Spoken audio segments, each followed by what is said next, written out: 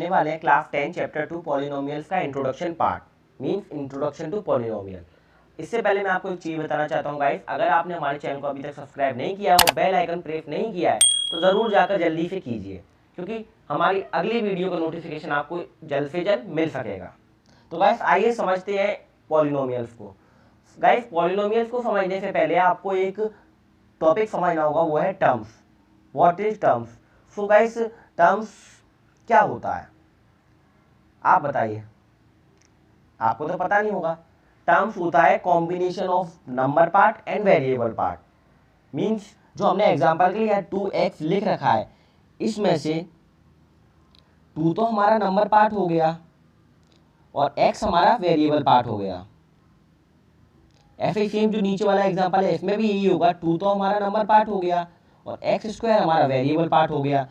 So guys सीधा सीधा conclusion ये है कि combination of number part and variable is known as term. तो चलिए गाइस आप समझते हैं पॉलिनोमियल्स को। पॉलिनोमियल्स क्या है? It is a chain of terms, means बहुत सारी टर्म्स की जो चेन बनाई जाती है उसको हम पॉलिनोमियल कहते हैं। टर्म्स की जो चेन होती है उसको हम पॉलिनोमियल कहते हैं। एग्जांपल के लिए नीचे देखिए गाइस 5x - 3y + 2 लिखा हुआ है। तो गाइस इसमें से देखिए 5x भी एक टर्म है, 3y भी एक टर्म है और 2। अब आप पूछ रहे होंगे 2 कैसे टर्म हो रहा है? तो गाइस मैं आपको इसके लिए समझाता हूँ। 2 ऐसे टर्म हो रहा है, देखिए 2 × x टू दी पावर 0 अगर हमने लिखा तो गाइस एक बात आप हमेशा ध्यान रखना, किसी भी वेरिएबल की अगर पावर 0 है तो उसकी जगह वैल्यू पुट होगी 1, उसकी जगह वैल्यू पुट होगी 1। तो अब यहाँ x की पावर अगर 0 दी हुई है तो हम वैल्यू उसकी जगह पुट करेंगे 1। अब 2 × 1 = 2, इसलिए हमने यहाँ 2 लिखा और इसलिए 2 एक टर्म कहलाता है, क्योंकि x की पावर अगर 0 दी हुई है तो वैल्यू 1 पुट हो जाती है। तो x वहाँ पर x की जगह 1 पुट कर देती है और 2 × 1 कर दिया तो 2 हो गया। तो गाइस इस तरीके से ये टर्म कहला रहा है। तो चेन ऑफ टर्म्स को कहते हैं पॉलिनोमियल। गाइस मैं आपको एक चीज़ और बताना चाहता हूँ, पॉलिनोमियल्स जो क्लासीफाई हुए हैं वो टर्म्स के अकॉर्डिंग काफ़ी कैटेगरीज में क्लासीफाई हुए हैं। आइए देखते हैं क्या है वो कैटेगरी। तो गाइस आइए देखते हैं कि पॉलिनोमियल्स टर्म्स के अकॉर्डिंग कितनी कैटेगरी में क्लासीफाई हुए हैं। तो गाइस पहले आपको दिया हुआ है 2x, उसके सामने आपको दिया है मोनोमियल। मतलब जो एक सिंगल टर्म होता है, मतलब एक सिंगल नंबर पार्ट और एक सिंगल वेरिएबल का जो कॉम्बिनेशन होता है उसको हम मोनोमियल कैटेगरी में आइडेंटिफाई करते हैं। तो गाइस ये तो हमारा हो गया मोनोमियल। अब दूसरा दिया हुआ है 5x + 3। तो गाइस कभी भी जो दो टर्म का कॉम्बिनेशन होता है ना, दो टर्म का जो कॉम्बिनेशन होता है उसे हम बायनोमियल कहते हैं। तो ये हमारा बायनोमियल हो गया। अब तीसरी चीज 5x² + 3x + 4। तो गाइस ये 3 टर्म का कॉम्बिनेशन है, तो ये हो गया ट्राइनोमियल। अब आया मोर देन 3 मतलब पॉलिनोमियल। गाइस मैं आपको एक चीज बताना चाहता हूँ, पॉलिनोमियल तो ये सभी हैं, ये सभी पॉलिनोमियल है, बट ये 3 कैटेगरी जो है इनको अलग से नाम दिया गया है। ऐसा नहीं कि ये पॉलिनोमियल नहीं है, पॉलिनोमियल है बट इनका अलग से नाम एक आइडेंटिफाई किया गया है। तो गाइस आइए चलते हैं नेक्स्ट पेज पे। Degree of polynomial. Guys degree क्या होता है? Highest power of the variable in polynomial. जिस भी पॉलिनोमियल में किसी वेरिएबल मींस x y हमारे वेरिएबल्स हैं, इनकी जो हाईएस्ट पावर होती है वही उनकी डिग्री कहलाती है। फॉर एग्जांपल हम देखते हैं 5x² + 3x + 4, 5x² + 3x + 4। तो गाइस इस पॉलिनोमियल में आप देखिए आपको हाईएस्ट पावर कहाँ दिख रहा है? वेरिएबल का। वेरिएबल तो यहाँ आपको दिख रहा है कि x वेरिएबल है, तो x की जो हाईएस्ट पावर है वो 5 के साथ दी गई है, 5 × x²। तो गाइस इसकी जो डिग्री होगी, इस पूरे पॉलिनोमियल की जो डिग्री होगी वो होगी 2। इस पूरे पॉलिनोमियल की जो डिग्री होगी वो होगी 2। अब गाइस नीचे वाले एग्जांपल में हम देखते हैं, इसको इरेज कर देते हैं पहले।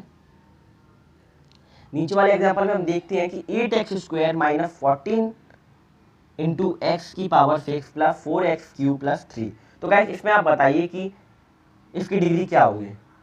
काफ़ी लोग बोलेंगे कि 2 पहले लिखा हुआ है 2 होगी। नहीं गाइस 2 नहीं होगी।